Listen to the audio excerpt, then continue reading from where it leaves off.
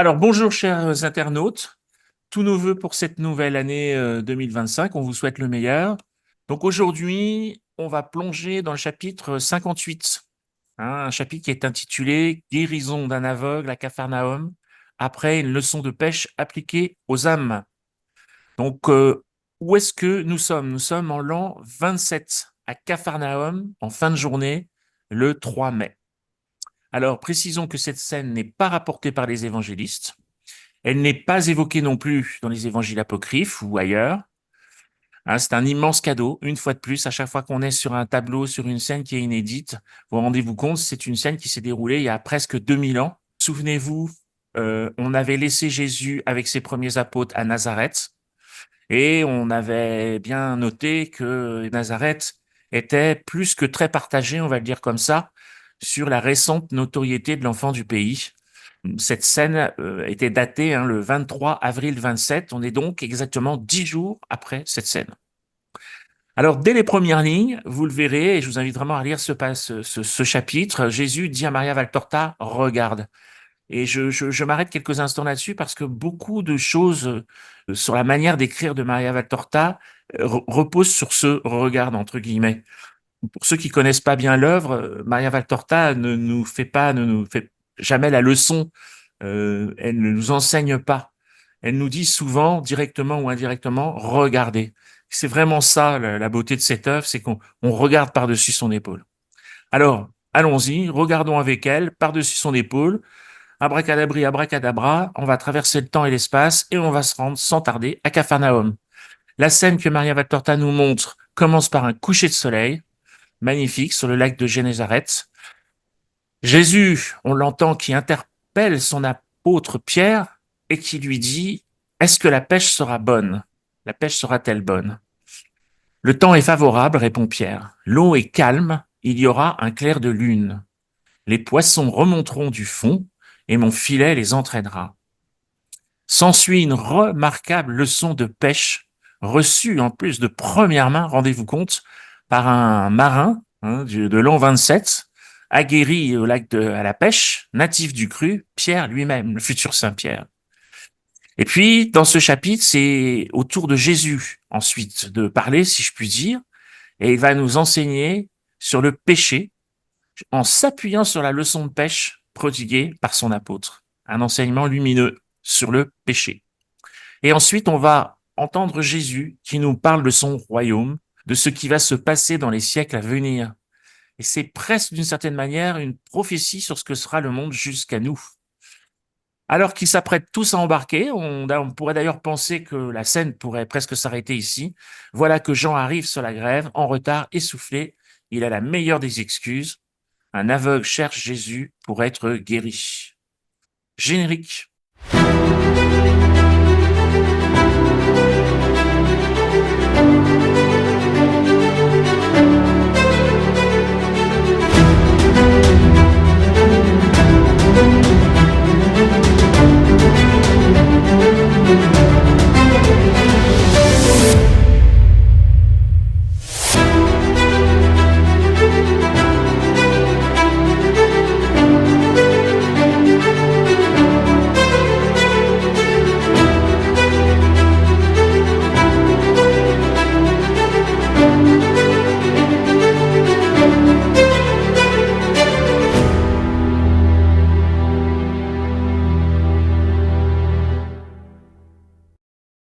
Bonjour Colette. Bonjour, Bonjour. bonjour Arnaud, bonjour Alain. Et Bonjour bonjour Colette. Alain. Bonjour Donc, Arnaud. je vous souhaite une très bonne année à tous les deux et je nous souhaite eh bien, de nombreux enregistrements et puis de continuer à avancer dans cette œuvre magnifique. Alors, pour rentrer dans le vif du sujet, Alain, est-ce que tu pourrais nous dire, avant de rentrer vraiment dans le cœur du chapitre, où est-ce qu'on est? Qu'est-ce qu'il y a à dire d'intéressant sur Capharnaüm? Alors Capharnaüm, on va s'appuyer sur le dictionnaire des lieux, dictionnaire qui avait été fait par René Laurentin avec François-Michel Debroise et Jean-François Lavert. Donc je me suis appuyé sur ce dictionnaire, bien sûr. Et ils disent que Capharnaüm signifie village de Nahum. Au Moyen Âge, il y avait un pèlerinage au tombeau supposé du prophète. Autre appellation, Capharnaüm, Képharnaüm, Capharnaüm, Képhartaüm, et aujourd'hui c'est Tel Um. Je pense que là, c'est bien prononcé. Donc, ce petit village se trouvait près d'une frontière politique. Il y avait un poste de douane, nous dit, on retrouve ça dans l'évangile de Marc, au chapitre 2, 14. Il y a un détachement militaire, et ça on le trouve chez Matthieu, chapitre 8, verset 5. C'était une cité juive prospère. Au cours des fouilles, on y a retrouvé une synagogue formée d'une grande salle avec des colonnes et reliée à une cour. On y a trouvé un sanctuaire du IVe siècle, utilisant des murs plus anciens, plâtrés et décorés de couleurs vives. Parmi les graffitis découverts sur des morceaux de plâtre détachés des murs, se trouvent les mots Amen, Seigneur et Jésus, donc des traces de catholiques après la mort de Jésus, puisqu'on sait que Capharnaüm, Jésus est resté souvent, c'était le point de ralliement, Capharnaüm. Alors, c'était certainement la maison traditionnelle de Pierre, visitée par les pèlerins. Ils supposent que c'était la maison de Pierre. Les maisons fouillées dans ce secteur ont révélé un village de 800 par 250 mètres. Un bloc de maisons pouvait loger 15 familles, 130 et 150 personnes environ, et comptait de petites pièces donnant sur un certain nombre de cours intérieures. Magnifique. Donc, Capharnaüm était bien sur les rives du lac de Guénézareth, et c'était un village dont l'activité, c'était essentiellement la pêche. Le chapitre, en fait, il démarre avec une magnifique description du ciel qui s'embrase.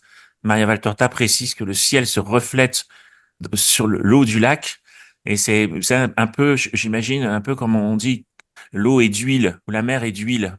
Et je pense que ça devait être comme, ça devait ressembler à ça, l'eau devait être extrêmement calme pour que le ciel se reflète. On a une description des ruelles, etc. Et puis, comme souvent, comme avec Maria Valtorta, elle resserre sa caméra, puis on a un plan sur Jésus, puis on voit Jésus qui s'approche de la grève et qui s'adresse à son apôtre Pierre pour lui demander comment va être la pêche.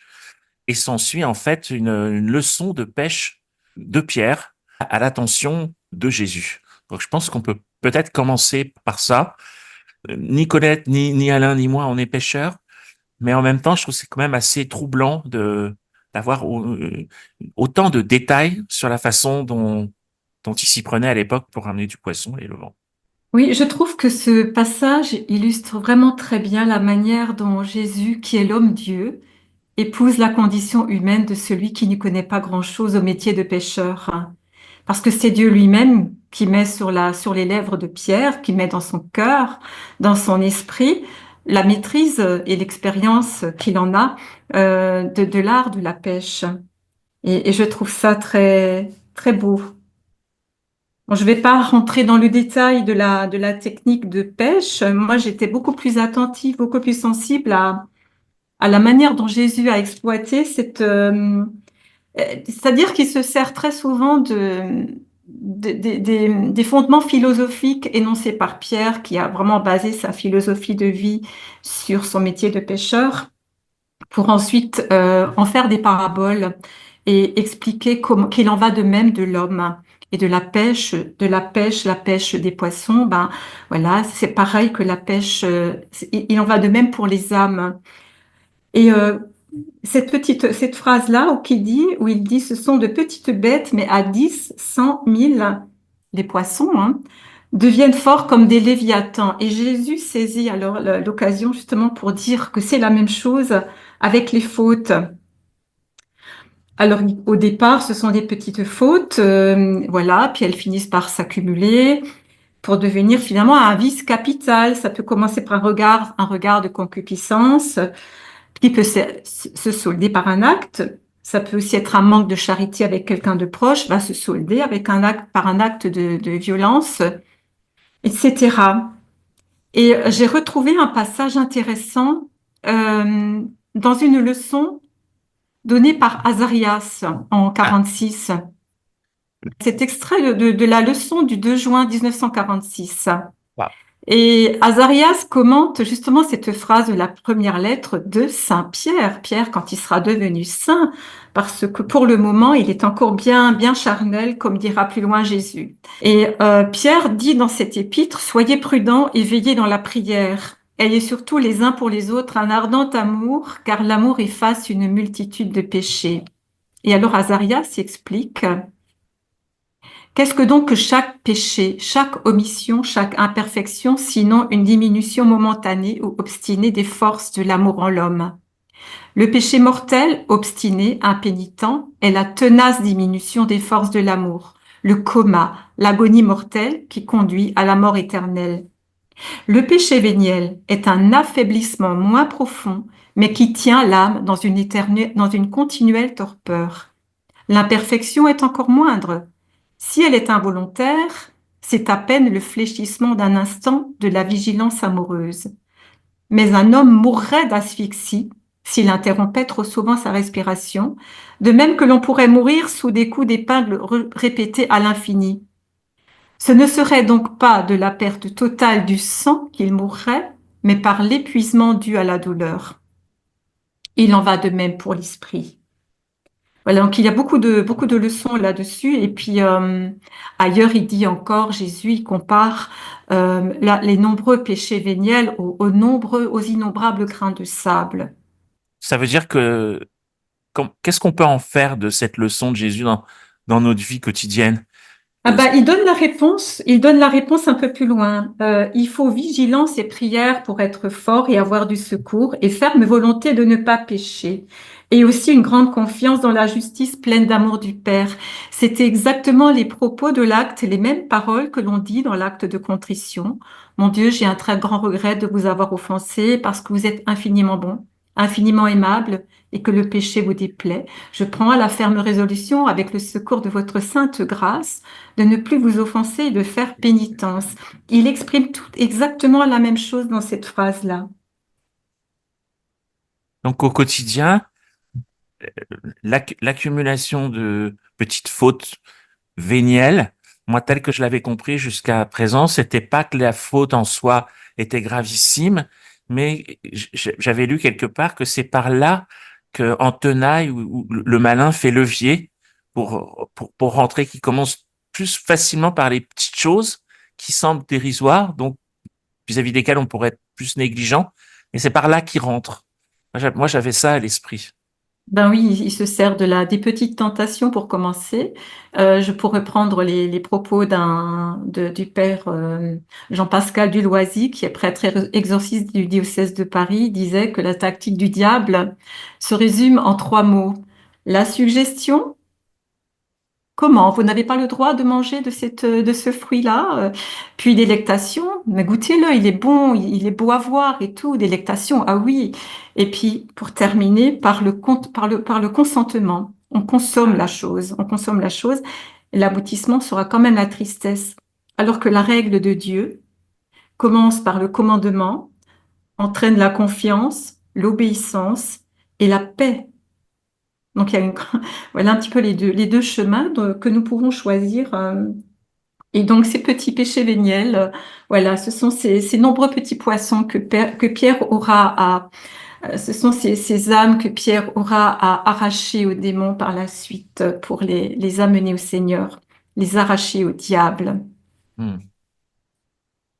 Je voudrais dire juste un tout petit mot. Moi, quand j'ai lu la technique de pêche de Pierre, ce qui m'a étonné, intéressé plutôt, c'est avec quelle prudence il s'approche des poissons. On sent que du début jusqu'à la fin, il ne faut pas qu'il se doute de quoi que ce soit. Donc ça se voit vraiment. Voilà, il faut pas que la proie nous échappe, pas abîmer les poissons, pas faire de bruit. Et puis voilà, j'ai l'impression que le filet il doit descendre un peu comme un parachute et puis se poser en douceur. Puis après on tire toujours sans affoler les poissons, etc. Et il se trouve que ça fait écho à des échanges que j'ai eus avec Alexandre Monod, que je salue ici s'il nous entend, où on évoquait tous les deux la difficulté de l'évangélisation. Et au fil de nos échanges, on était arrivé un peu à la conclusion qu'on va souvent trop vite. Et quand j'ai lu ce passage, je lui ai envoyé parce que je crois que Euh, si les poissons qu'évoque Pierre étaient des âmes, on voit avec quelle parcimonie, avec quelle technique, avec quelle, un peu comme font les militaires quand ils s'approchent au plus près du lieu de l'intervention sans se faire repérer. Et peut-être que moi, quand je parle de Maria Valtorta, au cours de mes tournées ou à des amis qui me posent des questions, je veux aller trop vite. Et je trouve que dans cette description, on voit bien que voilà, c'est un peu la technique des petits pas et pas d'une manière voilà, où on assène nos vérités sur Dieu à quelqu'un qui n'y croit pas encore. Enfin voilà, je vois qu'il faut pas être trop brusque. Voilà, c'est ça que j'ai retenu moi dans ce passage. Hmm. Il y faut douceur et délicatesse. C'est ça, ouais, merci. Ouais. Ouais. Moi, ça m'a fait penser, ça m'a fait penser à un autre passage qui était l'épisode de la tempête apaisée. Je vais pas raconter l'épisode de la tempête, mais il y a un commentaire qui a été fait par Jésus. On le retrouvera donc pour l'ancienne édition, on va le retrouver dans le tome 3 au chapitre 45. Et pour ceux qui auraient la nouvelle édition, on va le retrouver dans le tome 3 au chapitre 185. Les apôtres étaient des hommes, Maria, animés de bonne volonté, mais encore seulement des hommes. L'homme se croit toujours capable de tout. Quand ensuite il est réellement capable dans une chose, il est plein de suffisance et d'attachement à son savoir-faire. Pierre, André, Jacques et Jean étaient de bons pêcheurs, et pour ce motif, ils se croyaient insurpassables dans la manœuvre des bateaux. Moi, pour eux, j'étais un grand rabbi, mais une nullité comme marin. C'est Jésus qui parle, hein. C'est pourquoi ils me jugeaient incapable de les aider, et quand ils montaient dans la barque pour traverser la mer de Galilée, ils me priaient de rester assis parce que j'étais incapable d'autre chose. Leur affection aussi était pour quelque chose, et ils ne voulaient pas m'imposer des fatigues matérielles. Mais l'attachement à leur savoir-faire dépassait encore l'affection. Et Jésus dit, je ne m'impose que dans des cas exceptionnels, Maria. Généralement, je vous laisse libre et j'attends. Ils n'avaient pas conscience que Jésus était Dieu et qu'il voyait le futur de ce qui allait se passer. Et ça, c'est valable pour Pierre il y a 2000 ans, pour André, pour les autres. Et c'est aussi valable pour nous, puisqu'on a tendance des fois à vouloir faire tout par nous-mêmes, mais on n'est pas capable. Et ça, tout le temps, tout le temps, tout le temps, moi, je me fais avoir à chaque fois. Puis après, j'essaie de me reprendre et je me fais avoir. Donc la leçon, elle est vraiment intéressante. Et c'est pour ça que j'ai voulu vous la lire. Voilà. Je peux réagir aussi quand tu dis, ils sont vraiment, par quel mot tu l'as dit, ils sont attachés à leur savoir-faire de professionnel, ça prend le dessus. Et, euh, et là, Pierre commence à être inquiet d'ailleurs parce que ben ils sont retardés, ils sont retardés par l'arrivée des autres disciples qui amènent cet aveugle à Jésus, tandis que Jésus garantit à Pierre que la pêche sera tout de même abondante. Les conditions sont réunies, l'eau est calme et il y aura clair de lune. Et 2 semaines plus tard, au même endroit, c'est là qu'aura lieu la pêche miraculeuse. Elle aura lieu en plein jour, alors que les conditions sont donc défavorables. Le soleil est haut et les poissons se reposent au fond du lac. Et voilà, donc Jésus leur demande peut-être de dépasser cette préoccupation. Et il y a aussi un passage qui est dans l'Évangile, l'histoire, là, quand Jésus rencontre Pierre, le miracle de la pêche. Il y a eu ce miracle, ils le savent. Ils ont tendance à l'oublier qu'il y a eu ce miracle. On oublie toujours les bonnes choses. Rappelez-vous du miracle de la pêche où c'est comme ça c'est Jésus qui leur fait attraper tous ces poissons. Et là, on se retrouve encore dans un endroit, il l'a oublié. Il l'oublie. On oublie Ouais, c'est toujours. vrai. Ouais. Mm. C'est... Et puis il donne aussi la recette. Au bas du passage, dans ce chapitre-là, il dit, attention et prière pour être fort et avoir du secours, et ferme volonté de ne pas pécher, puis une grande confiance dans l'amoureuse justice du Père. Voilà le rappel aussi, puis c'est toujours des rappels, quoi, par strate. Et au plus on avance dans l'œuvre, au plus il y a des strates, au plus on évolue. Et puis nous, on évolue avec les apôtres, puisqu'on est pris dans ce tourbillon de l'œuvre où on évolue avec les apôtres ou avec les disciples. Et normalement, on devrait s'améliorer, quoi, éviter le piège de Judas, mais s'améliorer par cycle. Je ne sais pas si vous le sentez quand vous lisez l'œuvre, d'évoluer comme par strate. Et Jésus nous met des couches, un peu comme dans la description des peintures aussi, quand c'est une peinture. Jésus nous peint en fait, si on se laisse peindre, bien évidemment. Oui, c'est ça, c'est Pierre, il dit, nous sommes si faibles. Quand même, en même temps, il est assez Ça va conscient. frapper. Ça me fait penser à ce qu'il lui avait dit, vous vous souvenez, quand il se rencontre pour la première fois. C'était à Capharnaüm aussi, je crois, devant la synagogue, et quand quand on lui présente Pierre, et tout de suite Pierre lui dit, mais moi je suis incapable d'être comme t'as décrit. Tu te rappelles, c'est là où il explique qu'en fait il appuie un peu sur la balance, il rend pas tout à fait la monnaie, qu'il peut se mettre en colère et tout ça. C'est vrai. Et c'est là où Jésus lui dit, je ne te demande pas d'être parfait, enfin pas tout de suite. Je me souviens ce On va donner passage est- Pour les lecteurs, il faudra redonner le passage dont tu parles parce que c'est vraiment intéressant d'y on l'a vu retourner. ensemble, hein, c'était un Ah ouais, ouais. 1200 jours, Oui, mais ouais, ouais, ouais. je le remettrai en Ouais, bandeau. c'est vraiment intéressant de le mettre en lien, ouais, s'il te plaît, Ouais, ouais, ouais, parce ouais. que ça va faire du bien, toujours de revenir en arrière par les petites strates, puisque au plus on va progresser, au plus on va monter en intensité et en complexité au niveau des explications. Parce que je vois Colette aussi qui parle des cahiers, qui est le niveau supérieur, puis le parle d'Azarias, c'est encore le niveau supérieur. Et s'il y a la paraphrase ou c'est l'épître à Saint Paul romain, c'est encore le niveau supérieur. Ça aussi, il y a une hiérarchie aussi au niveau de l'œuvre. Hein, ça aussi, c'est bon à rappeler. Voilà. Alors, Ah, c'est magnifique. ensuite, il va parler de son royaume. Ah oui, c'est un Euh, très beau passage, hein. Très beau Ouais. passage. Et j'ai envie de dire merci aux retardataires, hein, puisque s'il n'y avait pas ce retard, parce que finalement ils attendent pour embarquer, il n'y aurait pas ce dialogue. Et on en apprend quand même beaucoup, je trouve, sur le royaume du ciel et le royaume de la terre. Oui, oui, ces phrases comme celle-ci, mon royaume est ouvert à tout le genre humain. Et en vérité, je te dis qu'au cours de la nuit des siècles, ma pêche sera plus abondante que la plus abondante des tiennes.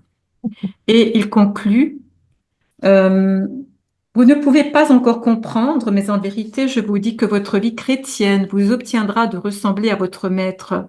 Et ce seront les mêmes signes qui vous feront resplendir dans le ciel. Eh bien, j'aurai, malgré la haine de Satan et la faible volonté de l'homme, une pêche plus abondante que la tienne. Jésus sous-entend par là quand même que par son sacrifice, par les mérites très saints de son sacrifice, il aura obtenu pour nous la rédemption et que notre contribution à notre salut très, est faible par rapport au mérite du Christ pour le salut de notre âme. Et ensuite, Pierre, déjà, qui demande, donc Jésus devine qu'il est encore un peu jaloux parce qu'il aimerait un peu avoir d'exclusivité en tant que disciple et qu'apôtre du Seigneur, mais serons-nous seuls, tes seuls apôtres? Jaloux, Pierre, non, ne le sois pas. D'autres viendront dans mon cœur. Il y aura de l'amour pour tous. As-tu jamais compté les étoiles et les pierres qui tapissent le fond du lac? Non, tu ne le pourrais pas, mais encore moins pourrais-tu compter les battements d'amour dont mon cœur est capable. As-tu jamais pu compter le nombre de fois où la mer dépose sur le rivage le baiser de ses eaux au cours de 12 lunes, etc. Il utilise encore le langage du pêcheur, mais pour l'élever, pour rendre ce regard encore beaucoup plus contemplatif sur la beauté de la création. Et derrière cette beauté, ben, l'amour de Dieu et l'amour de Christ pour les âmes. Et c'est là Pierre est touché quand même parce qu'il embrasse la main de Jésus. Et André, timide comme toujours, le regarde mais n'ose pas poser la question. Et puis Jésus le rassure, toi aussi, je t'aime beaucoup. Et il lui dit, à l'heure de ton aurore, tu verras se réfléchir sur la voûte du ciel ton Jésus qui te sourira pour te dire je t'aime, viens. Il évoque le mot d'aurore pour le martyr d'André, cette délicatesse qu'il emploie pour ne même pas susciter trop de questionnements. C'est dit d'une manière aussi tellement parfaite qu'André ne va pas demander personne n'ose demander de détails finalement sur ce que sera cette aurore. Je remarque quelque chose dans cette phrase. Je vois qu'elle a évoqué plusieurs choses. Quand il parle de son aurore, c'est la porte d'entrée du paradis. Plus haut il parle de l'entrée au paradis, de l'entrée dans le royaume des cieux, il parle de l'aurore. Il donne quand même une description. Je ne sais pas si vous l'avez remarqué. Toi aussi, je t'aime beaucoup. À l'heure de ton aurore, tu verras se réfléchir sur la voûte du ciel. Tu le verras sans devoir lever les yeux. Comment André est mort? Il a été crucifié sur une croix de Saint-André, la tête en bas. Pierre. Mais André aussi. Ah bon? Ah d'accord, je savais pas. À vérifier, mais Ouais. André aussi. Puisque Jésus, tu verras sans devoir lever les yeux ton Jésus qui te sourira pour te dire je t'aime. Sur une croix de Saint-André, donc c'était la croix en X, et il me semble qu'il était aussi, enfin il me semble, je suis à vérifier, sinon bon, la tête. Et Jésus lui dit, et lui donne, comme il avait fait comme on le voit aussi pour Étienne, euh, on sent qu'il y aura pas de, il y a pas de souffrance par rapport à l'atrocité qu'il pourrait y avoir dans leur mort. Ils partiront paisibles. Et ça, c'est rassurant. Ouais, c'est vrai. Ça me rassure parce que je pense à ma propre mort. Chacun peut.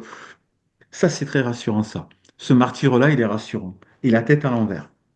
Puis Pierre, il a l'air d'être assez tactile hein, aussi. Parce que quand il est ému, souvent il va serrer Jésus, et là il lui prend la main. Ça doit être quelque chose quand même de prendre la main de Jésus. Maria Valtorta, on a fait l'expérience. Je crois que c'est dans les cahiers. Elle demande à Jésus de lui montrer sa main. Et elle arrive même jusqu'à la toucher, une main longue, blanche, effilée. Et je crois que c'est là d'ailleurs où elle lui demande, mais est-ce que cette main a quelque chose de surnaturel pour avoir fait tant de miracles? Et Jésus lui répond non. Enfin bon, qu'importe. Donc ensuite, si on avance encore dans le chapitre, c'est la dernière partie, peut-être la plus, je dirais, spectaculaire, c'est qu'on voit Jean qui arrive et qui informe ses amis qu'il y a un aveugle qui attend Jésus. Et là, je ne sais pas ce que vous allez m'en dire, mais la troupe apostolique est assez divisée. Il y a ceux qui se disent, allons pêcher, puis ça pourra attendre. Et puis on voit un Jésus qui dit, mais non, c'est le miracle d'abord et la pêche après, en fait. Et là aussi, je crois qu'il y a une leçon, me semble-t-il, pour nous autres. Ah oui, mais en tout cas, Jésus rassure quand même Pierre, qui n'ose pas formuler de phrase parce que il l'interroge. Simon, maître, répond Pierre. Donc mais il devine très bien l'inquiétude de Pierre, mais il lui dit, n'aie pas peur, tu auras une pêche abondante, même Ouais, si tu es le dernier à sortir. ouais, Et toutes les fois où tu seras charitable, Dieu te favorisera voilà, d'une pêche abondante. voilà. Combien de fois le Seigneur parle de cette charité, nous demande d'être charitable avant tout. La charité d'abord pour cet aveugle. Et vous voyez un peu la facilité aussi qu'il a de regretter son péché, parce que il est déjà tout contrit quand Jésus quand il dit ils ont voulu faire attendre l'aveugle, parce comme quoi le maître n'était pas tout à fait tout de suite disponible. Mais c'est ça. Alors Jean, si tu étais aveugle, aurais-tu hâte de revoir ta mère? Oui, bien sûr. Et donc là, et il part en courant. Il s'éloigne en courant. Jean, toujours, il s'éloigne, il court pour le maître. Il ne perd pas de temps. Oui. Et quand je parlais de charité tout à l'heure, donc Oui, Pierre, toutes les fois où tu seras charitable, Dieu te favorisera d'une pêche abondante. Eh ben, arrive l'aveugle et puis qui parle de son parcours de vie, de cet accident qu'il a eu, de cet ouais, accident de travail. Et donc, il vit de charité. Sa volonté elle-même, pourquoi sa motivation de guérir, elle est aussi motivée par la charité. Il a une famille à nourrir, il veut oui, travailler. Donc, ce n'est pas une demande égoïste qu'il formule. oui. Et à cela s'ajoute une grande foi sur la base du témoignage d'un lépreux guéri préalablement. Et Jésus n'a pas besoin de lui demander que veux-tu que je fasse pour toi? Est-ce que tu crois? Souvent, il fait d'abord un long discours avant de guérir les malades. Il fait un long discours pour alimenter, pour stimuler, pour qu'ils aient d'abord foi en lui, qu'ils ne viennent pas simplement parce que, en le considérant comme un magicien, quelqu'un qui a des pouvoirs surnaturels. Il veut des gens de foi. Ensuite, il les guérit. Des gens de foi, mais c'est des gens aussi qui sont dans une grande souffrance. Parce qu'il y a Oui. déjà très longtemps qu'il est aveugle, et je pense qu'il tente le tout pour le tout. Et visiblement, cet aveugle avait rencontré quelqu'un sur le Tabor, puis c'est rapporté dans le passage. Donc, à mon avis, il savait à qui il avait affaire, et il savait que ça allait bien se passer. Mm. Donc, il y a déjà, Jésus, je sais que déjà, il y a une grande foi.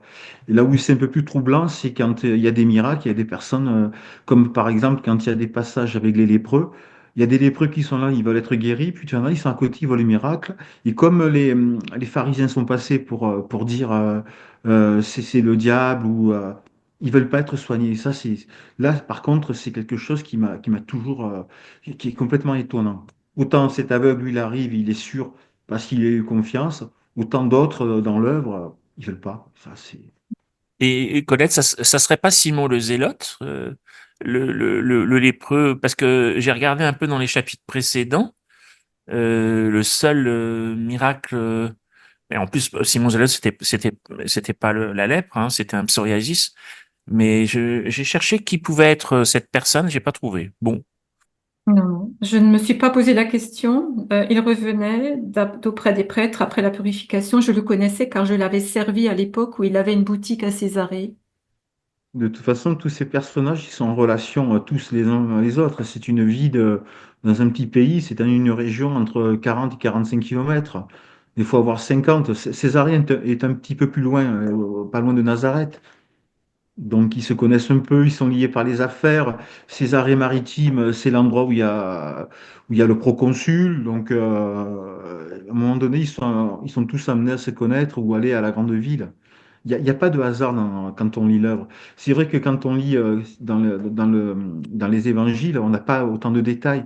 Mais là, avec les détails, on peut faire des fois des recoupements. Par exemple, les apôtres, Pierre, Jean, Jacques, Philippe, Nathanaël et André, ils sont de Bethsaïde. Enfin, ils habitent tous au même village, Bethsaïde.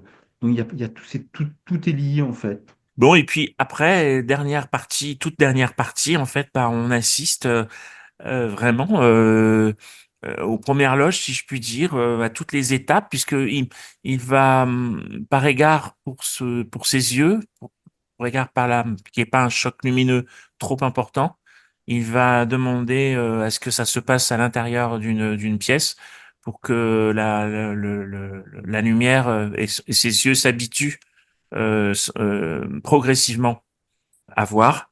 Et puis, comme dans tous ces miracles, hein, voilà, il commence à voir. C'est assez émouvant parce que il le distingue pas au début. Après, il voit son habit rouge. Enfin, vraiment, on a tous les détails. Donc, c'est une information assez qui m'a interrogé qui m'a questionné, parce que je m'étais souvent dit, mais quand Jésus fait un miracle comme ça, est-ce que c'est quelque chose d'évanescent? Par exemple, la lèpre s'en va. Est-ce que c'est d'un coup? Et pareil pour la vue. Est-ce que quand il touche comme ça, c'est tout de suite? Eh ben, on a la réponse, hein, c'est non. Apparemment, il me semble, je distingue, je distingue ton habit, il est rouge, ça y est, une main blanche, ta ceinture. On vit ce miracle avec cet aveugle et on voit que c'est pas, la vue ne revient pas comme ça, c'est pas noir-blanc. C'est progressif, ça doit être très impressionnant de voir de nouveau la lumière, les premières images qui s'imprègnent dans le cerveau. Et puis, qu'est-ce que tu vois? La première image que tu vois, oh, le Fils de Dieu. Waouh! Et encore plus fou quand les personnes ne sont pas aveugles, mais qu'il n'y a pas les yeux. Quand il n'y a pas les yeux, qu'il Oui, est reconstitué. Là, c'est le miracle du miracle. Là oui, aussi, oui. Mm. il y a des épisodes, notamment avec, comme il s'appelle, celui à Jérusalem qui a eu les yeux. Oui, il a évangélisé la France, on l'appelait Saint Restitut. Parce que justement, Saint-Restitut, voilà, ouais. nous, il y a des reliques à Saint-Maximin la Sainte-Baume de Saint-Restitut. J'ai été aussi, moi, très touché quand il lui dit, À chaque battement de mes paupières sur ma pupille rendue à la vie, je renouvellerai ce serment. Sois béni, toi, le très haute star. Ah, c'est une promesse, c'est magnifique comme image. À chaque battement de mes paupières, je me souviendrai de toi et de ce que tu as fait pour moi. Et comme disait Colette, pour ma famille, pour mes enfants, pour très beau miracle. Et Maria Valtorta termine ce chapitre avec une phrase toute courte qu'elle utilise souvent, la vision prend fin. Fini. Donc Oui. on ne verra pas la pêche, on ne verra pas, mais on peut quand même faire confiance à Jésus quand il rassure Pierre en lui disant t'inquiète pas parce que Pierre il doit voir les bateaux qui partent puis les coins de pêche qui doivent être assez, il doit y avoir quand même des petites rivalités. Il lui a quand même promis que la pêche serait bonne. Donc même si on n'assiste pas à ce qui va suivre, Ne pas oublier qu'on est à Capharnaüm et si la pêche n'est pas bonne, la belle-mère de Pierre va lui rappeler. oui, ça c'est probable. Parce qu'on est au début là. Oui. Il y a cette phrase qui est extraordinaire et qui dit: Je suis la lumière des esprits, sois fils de la lumière. Mm.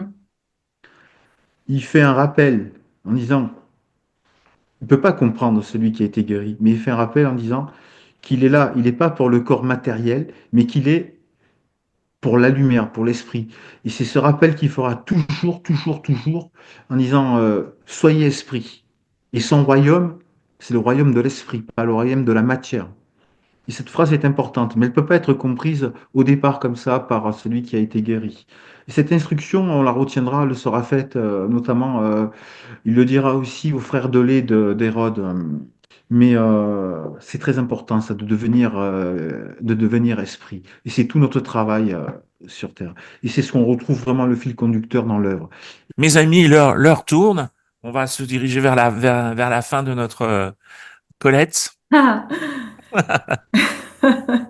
Ben moi, je suis émerveillée par les paroles de l'aveugle parce que cette cécité, cette cécité s'applique également à la cécité de l'âme. Oui. Et Maria écrit, ce doit être merveilleux de recouvrer la vue et de voir ce visage comme un premier soleil.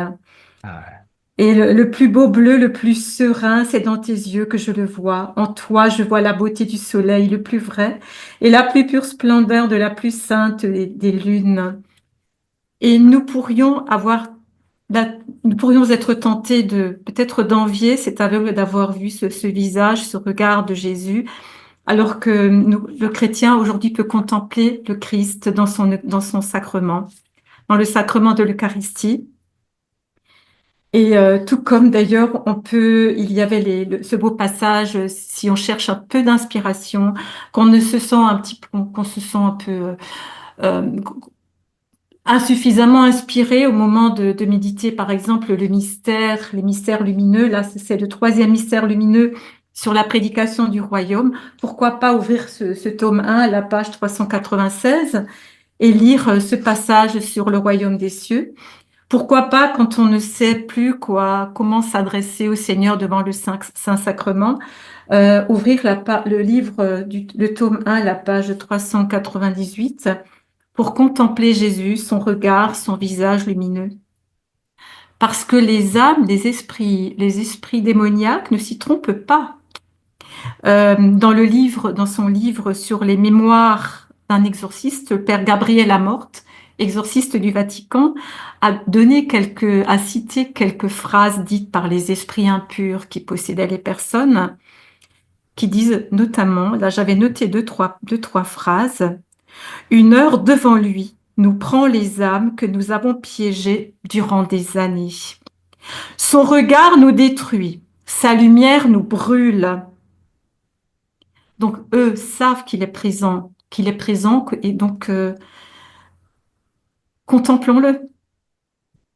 Mes amis, je vous remercie pour ce partage magnifique. On va se retrouver avec le chapitre 59, qui s'intitule Le démoniaque guéri dans la synagogue de Capharnaüm, en conclusion d'une discussion. Donc on va rester à Capharnaüm, on y est, restons-y. Donc on va voir l'arrivée de Jésus à la synagogue, on va voir un jeune homme qui demande sa guérison, avec beaucoup d'espérance bien sûr. On va voir comme à chaque fois, parce que c'était la coutume à l'époque, quand un rabbi recevait un autre rabbi, on tirait un rouleau au hasard, et donc Jésus va tomber sur un texte qu'on découvrira ensemble, et on va aborder des sujets comme le combat hein, avec un Jésus qui va insister sur le fait que la vraie lutte, le vrai combat est à l'intérieur de nous plus que à l'extérieur. Il nous reparlera du royaume du ciel, du royaume de la terre, et puis il va annoncer que le Messie est parmi vous, hein, voilà. Et puis ça va se terminer un peu pareil avec la guérison d'un possédé. Donc rendez-vous pour le prochain enregistrement à Capharnaüm. Mettez des pouces, il y en a pas beaucoup. N'hésitez pas à vous abonner parce que vous avez vu que depuis quelque temps, les enregistrements sont moins réguliers. Donc comme ça, vous serez prévenu de la sortie du prochain enregistrement. Je vous salue tous, où que vous soyez, quelle que soit l'heure, hein, puisque là, on est un peu aussi encore en dehors du temps. Nos émissions peuvent se regarder le jour, la nuit, le matin, l'après-midi. Merci Alain, merci Colette. Rendez-vous à Capharnaüm très très rapidement. Comment il s'appelle déjà le nom m'échappe, je le connais par cœur, je l'adore ce Ah, personnage. Manahen. Manahen, je Anaël. l'adore Manahen, je l'adore. Et là, j'aurais bien aimé avoir son visage, tu vois, il n'a pas été dessiné lui. Et ça, c'est un Est-ce que regret. Ah, je me demande si je vais pas remettre ce passage à la fin. Juste toi dire, ah, j'ai retrouvé, et puis j'enverrai le générique. Tu fais ce que tu veux, ouais, il n'y a pas de problème. Voilà.